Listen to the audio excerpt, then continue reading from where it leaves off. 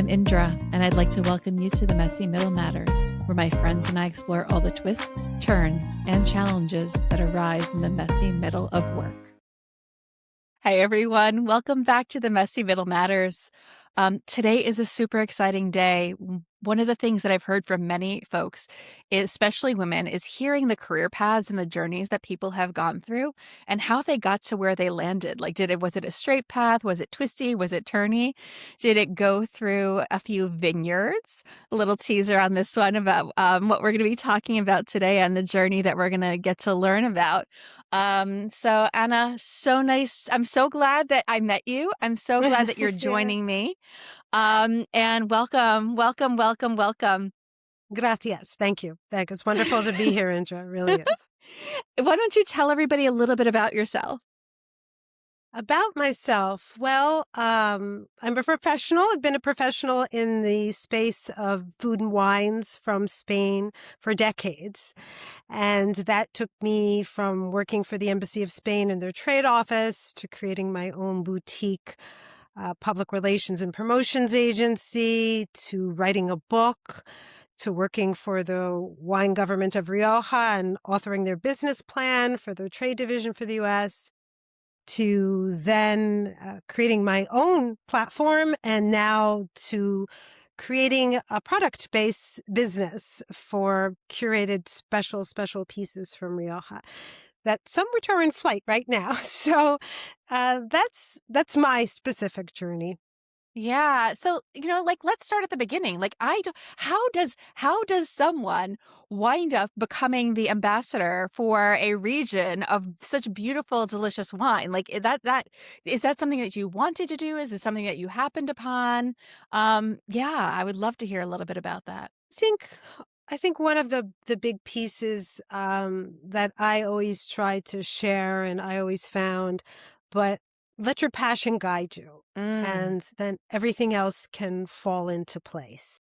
And some of those big strides that we have to take professionally, they might not necessarily land exactly where we think we're going, but if you have these guiding forces of passion, authenticity, it really does take you to incredible places. And I see this with mentees that I've had or colleagues, and also with myself. I studied in Spain during the transition to democracy. And I think that's a topic globally we all can connect with on some level right now, right?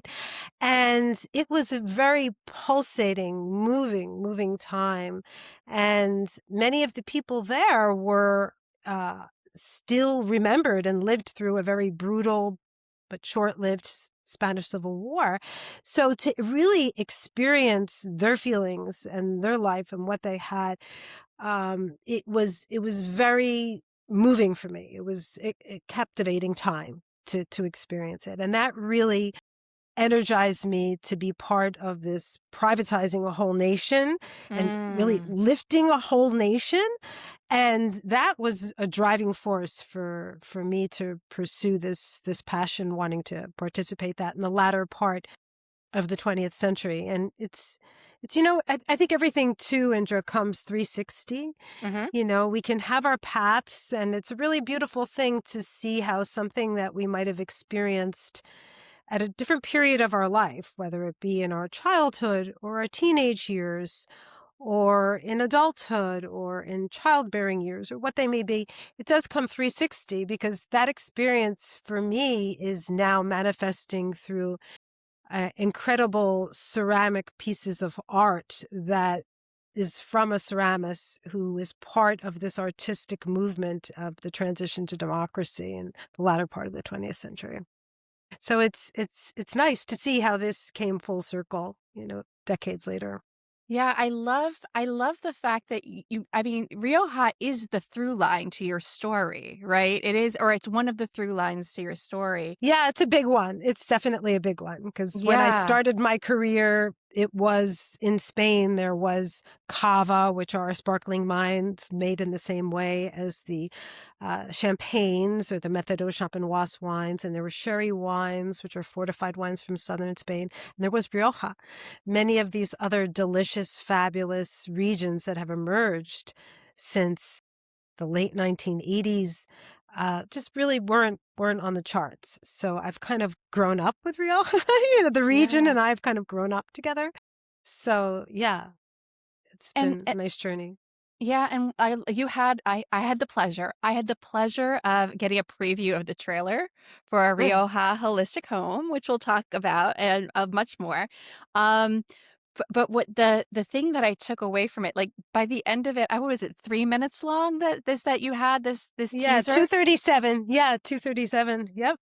So that's I good. That's very close. That's just Okay, about it. my internal, metric is okay, but it was just so beautiful, and just to paint the picture for everyone, it's a beautiful introduction to the Rioja region.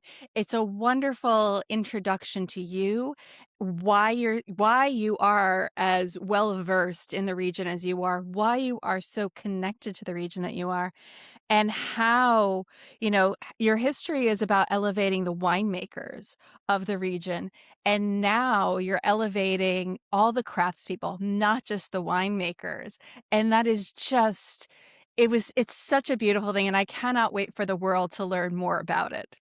Thank you. Thank you so much. I think when authenticity reigns, Mm, it just anything that's authentic can't be fabricated. It can't be reproduced. yeah. And that I think it really is of heightened interest with a lot of what's happening now in many different parts of the world and many different industries. So that's really where we're rooted.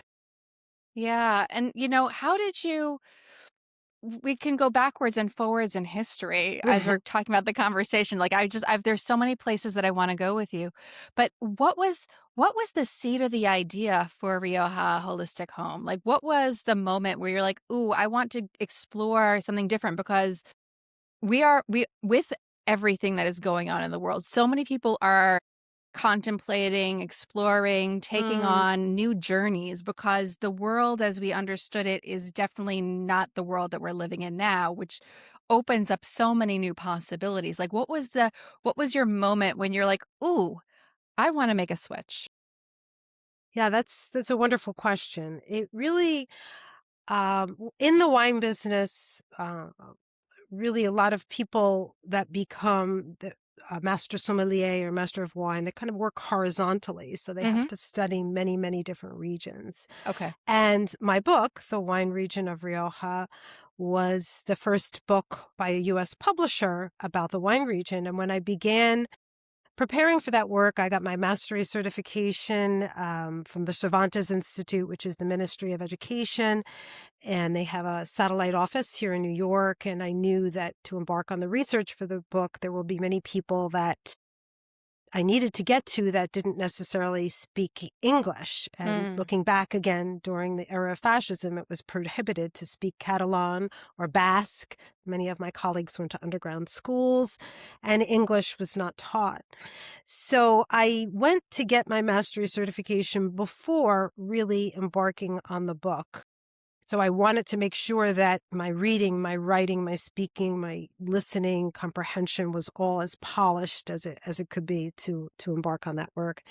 And the work of the book took me deeper than I thought. I would really go, just interviewing scholars and growers and winemakers and artisans and Mm. everyone from, 80 years old to, 20 in their early 20s and fifth generations of growers and artisans and historians.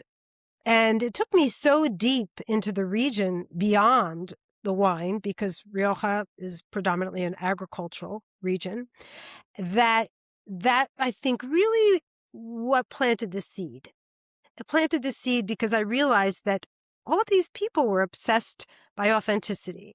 They were all very proud custodians of their land. The stewardship of the land and of nature were all of their land is protected. 36% is protected under the Natura 2000, which is the largest conservation project in the world that the European Wow. Union is in charge of.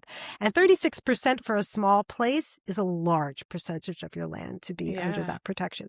So all of this just really started to resonate, this thread of these common factors of authenticity, stewardship of the land, tremendous generational respect, and sharing, practices or traditions that their ancestors had, an unfaltering pursuit of quality, whether, it was just an innkeeper or a local restaurant or someone cultivating their pears. So all of it came together that it always brought me in to back to this place that, well, Rioja is more than wine. Mm. There's more here to enjoy, and some pieces that if somebody's crazy enough can cross the pond. So we're very excited. I mean, the artisans that I'm working with and the laboratory in Rioja to produce our 100% botanical blends, body oils infused, one infused with lavender, the other with rosemary. They're very proud, and they're very devoted to what they do and the stories that can be shared. So Rioja was ready for this now. And I think it was really the book that really took me so deep that kind of opened this up. Yeah, and I think I can infer it, but I would love to hear more about how you gain the trust of these craftspeople. Because if you're thinking about it, if I'm thinking about from the classic American perspective, that multi-generational craftsperson is not necessarily something that's so deep in our DNA Hmm. as a nation, right? That Yeah. is something that is more prevalent in other parts of the world. And in my experience, when I've encountered craftspeople, they can be very protective of their work, of their craft, of their region, of their whatever, insert whatever word you want to put there. They can be very protective, and they can be distrustful of outsiders for fear of losing the thing that makes it so special. I mean, can Yeah. you talk a little bit about that? Because I think that can apply to so many different scenarios. Yeah. I think respect and trust is earned. And I think for, speaking to especially women in careers at different points of careers where you might have had to pivot, or you might have been subject to a discriminatory act or a practice that perhaps was not ethical or wasn't fair or wasn't just. I think what you can control is your space and what you do. And that will stay with you forever. And I think that's really been a guiding force for me. I sat down and met with winemakers and growers and historians and scholars on my summer vacation. And, I had a full-time job, and I said, I will take on this job with the Rioja wine government, but I won't give up my book. I'll do it on weekends, early morning hours, late at night, or on vacation. So I think when they saw that here it is, this woman is not at the beach, she's here interviewing us, using her vacation time for this research, there's a certain level of reverence for that. Yeah. And the work that I did to really act as a conduit or a voice for all of them was something that was very noted. And with that, you earn respect. That's so Thank you. Thank you, because I don't know if enough of us know how to do that. So thank you for sharing a little bit about that. Yeah. Yeah. I really believe that. Yeah. And, as you've been navigating this, and I know a little bit more from the outside, definitely from the inside, from a very novice outside, the wine world can be very dominated by men. That's just the reality and the history of it. Yes. Can you speak a little bit about your experience there, and has that shifted? Has that changed as you're going into these realms with these other craftspeople? Because I'm not as familiar with some of these other crafts, whether it's ceramic or, wool or oils or whatever it Yeah. might be.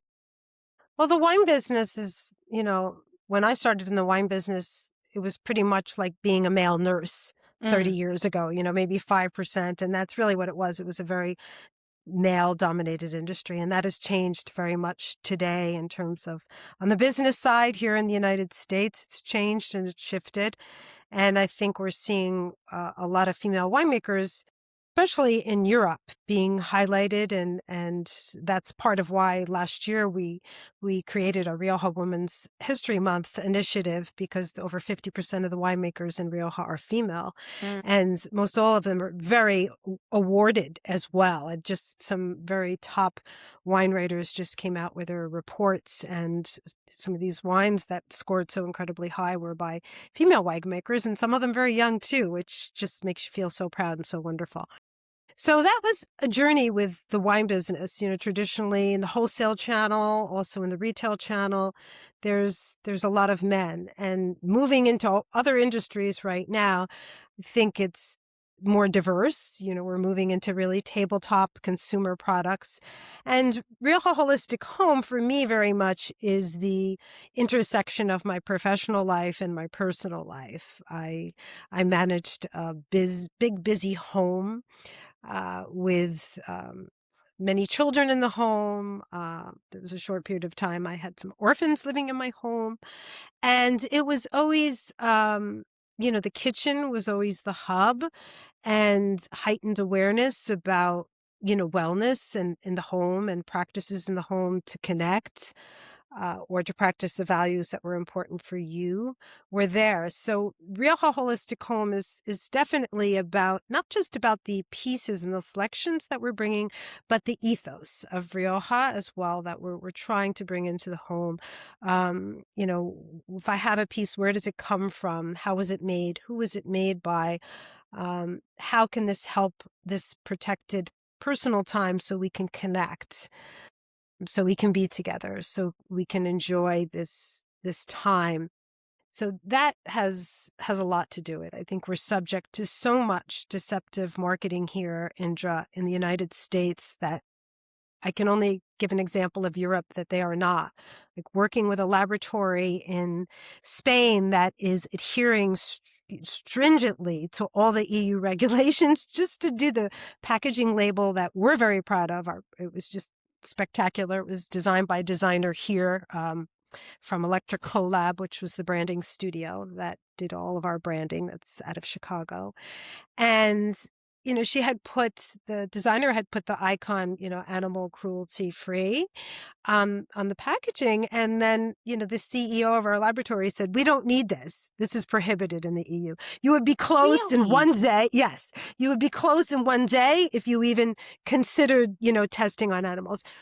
So in terms of our food products and wine and what is allowed to go in things that we put on our body or that we consume, the laws are, very, very different. So I think in the United States, there really is right now, or at least the organizations I'm affiliating with, this heightened awareness about, what we have, where it comes from, what we're sharing in our homes, and the implications that it can have on us, our children, our loved ones, our friends, our families. So this raising consciousness is a big part of Rioja Holistic Home too. There's something so beautiful and so intentional, because I think that our world is moving, at least it feels like it to me. The world is moving so quickly. And when I encounter you, when we talk about everything that you're doing, there's this instant, like, I feel the need and the desire to maybe like take a deep breath and slow down, which I think that our bodies really respond, at least my body responds really well to. It's just like, Yeah. oh, let me relax into this. I don't need to be at an 11 all the time. I might need that for my job. I might need that to navigate a subway or a highway or whatever, or whatever you need to do to get through life. But that opportunity to go home and pause and have that intentional moment and the encouragement you're providing to so many of us. I'm so grateful. Yeah, it's really important. It's really valuable. I think the overall wellness and all of these components that come together Yeah. can really benefit us in many, many different ways. And even with the even with our textiles, which are just so fabulous, our extra fine merino wool textiles, it's just, we don't want to sell you 10 blankets. We want to sell you one heirloom baby blanket that your children and your grandchildren thereafter can enjoy. And even just going to the photo shoots with a photographer, the way they just, the natural biodegradable fabric just drapes itself, Indra. I can't even say how beautiful it is. It was just really, really spectacular. Even the photographer was like, he thought it was like something you'd had to be folding, steaming. The photographers do have all these tricks. They have all their tricks. Yes. Yeah, and I thought I learned a lot being on a product photography photo shoot for 14 hours. And it was just, he's like, this doesn't need any of this. It doesn't need, the steaming. It doesn't need all the boards behind it and underneath it and in it. And it was really, really, really wonderful. So it's I think what we're going to be seeing from a lot of people is this, this shift. It's a shift. We live in a turbo capitalist society, and it's one built on convenience and this throwaway culture that now everyone is starting to question. And this, even making gentle shifts is a start. Nobody can go from 0 to 100 in one day. But when we have this consciousness, and it starts, it's really beautiful. I even saw it myself as, working full time in this work, just starting to be so much more label conscious about textiles or about food labels, and or researching out, what is the natural, component. And then if you add something onto it, then it becomes synthetic, So we have a lot of deceptive labeling and everything. Interesting. Yeah, I know. And I'm just imagining myself and my journey. Like it's not always it's not always easy. You can't do it all the time, but when you can do it, like I treasure that moment when I'm able to take a pause and really have that really big reflection. And I, for one, cannot wait, because you know that merino is one of my favorite types of fibers. Like I will seek that stuff out. I prefer it over cashmere. So I just think it's so beautiful. It's got it's so soft, it's so beautiful, and it's more resilient than a cashmere, Yes, which I it is. appreciate. Yeah, it is. And the history of the breed in Spain is just really quite beautiful, Yeah. and it intersects in wine country, in a very, very significant way in Rioja. Yeah, and you're in the messy middle of launching this, Yeah. right? So, yeah. Yes, I'm in the very messy middle. I've got product tags on my desk, and body oil vessels, and my head going about wine affiliate programs that can be done, because wine is sensorial. It's Yes. sensorial experience.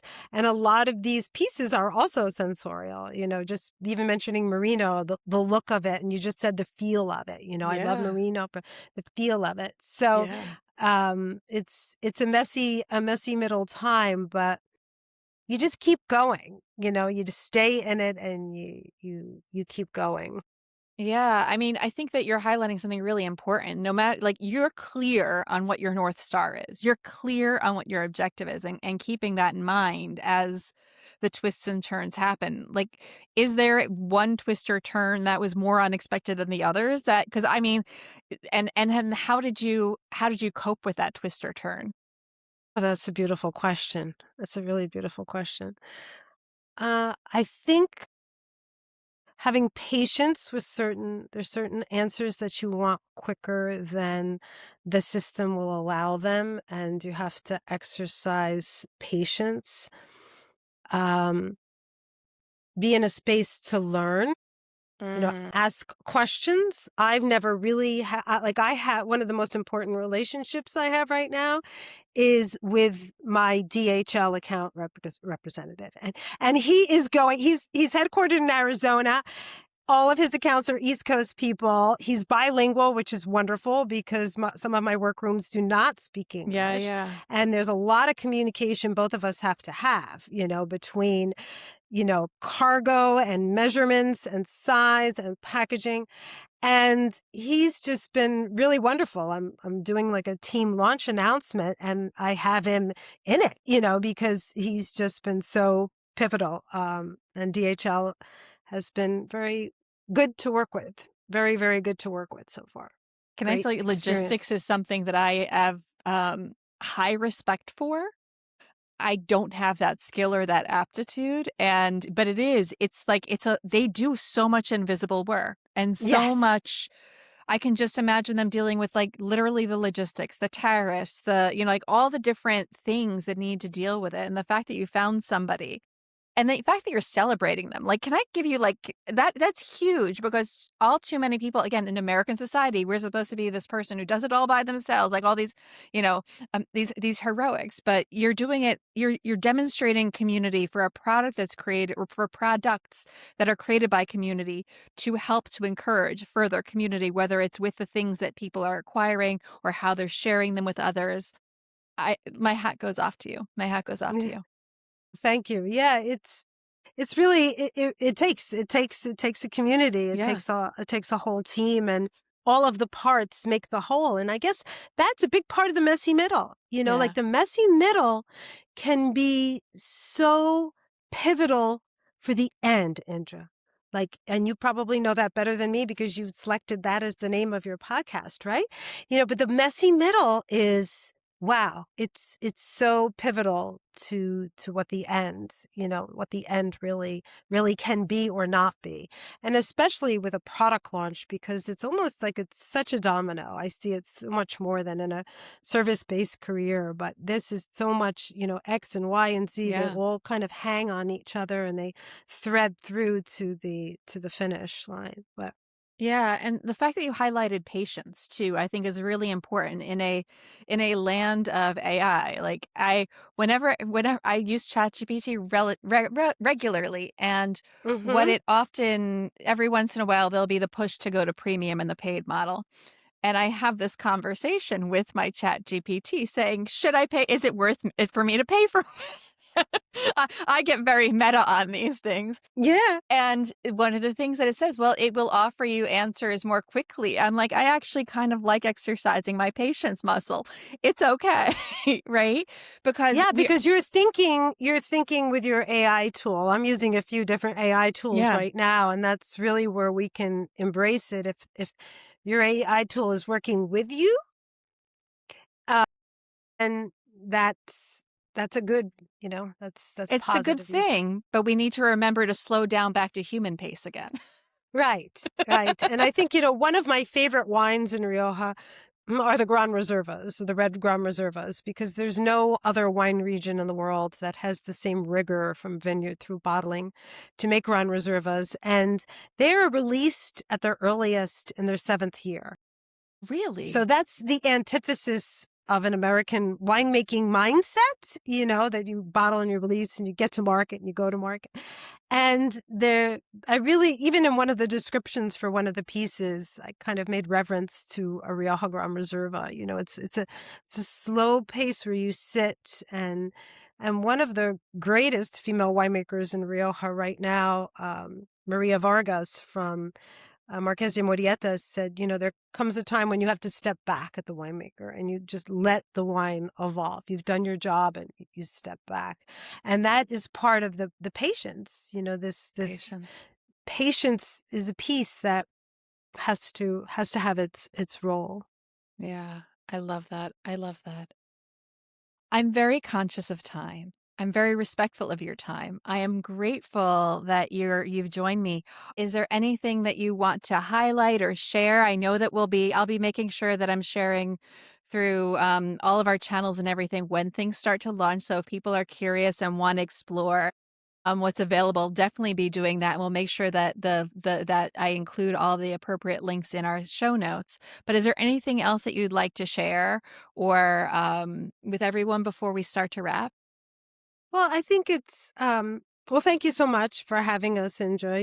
This No, it's my Rioja pleasure. Holistic Home, our shop should open probably by the end of March or early April, and it's I wrote to Rioja, the wine region of Rioja books. So my approach to everything is always to educate, to support, everything on my Instagram channel right now is Ana Fabiano Rioja. And if you can visit me there, and everything there there's nothing paid. It's all just information or wines or facts about Rioja that I share from a place of just knowledge and ambassadorship. Really, nothing is paid there. And Rioja Holistic Home will be launched by April of 2026. So there will be a lot of interesting pieces there to learn about. Just really encourage a different value system, a different approach, different thinking through these pieces, and through they're all exquisite. They're all really, really exquisite, and they're ones designed to really enrich the well-being and the health of the home, and to really start there, because everything is holistic, right? We look at it, our bodies are holistic. It's a circular way of movement versus linear and throwing away. And I think this grassroots movement is happening now, and there has to be some optimism around Yes. that it really is happening, and that can make a big difference. What a beautiful way to end things. If I may ask, would you be up for giving us a closing toast? How would people in Rioja say cheers to everyone? They would say, I'm drinking this beautiful white actually right now. It's just because the end of the day, and then I'll take a break and I'll go back and work tonight. But it's a Gomez Cruzado white wine. That's a Centenary winery. So I have it right here, the bottle. It's a Centenary winery, and it's available throughout the United States. And it's a blend of 3 of our grape varieties. But they would say chin chin. Chin chin. Chin chin, and then click glasses with I chin have a mug. I chin. don't have a wine glass, but chin chin. Chin chin. Thank you. I know that anyone who's listened to this episode has gotten something beautiful out of it. Hopefully they took as many deep breaths as I did as you're painting this beautiful picture of what you've done and what's to come. And I hope everyone will join us next time for another topic from the Messy Middle. Chin chin.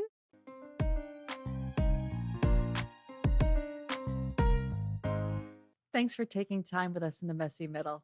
Word of mouth remains the most powerful way for people to find us.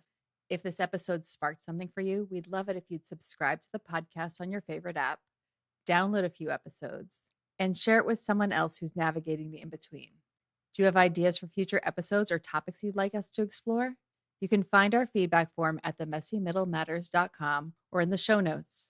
Thank you for joining us on this journey. This work is better when we do it together. Until next time.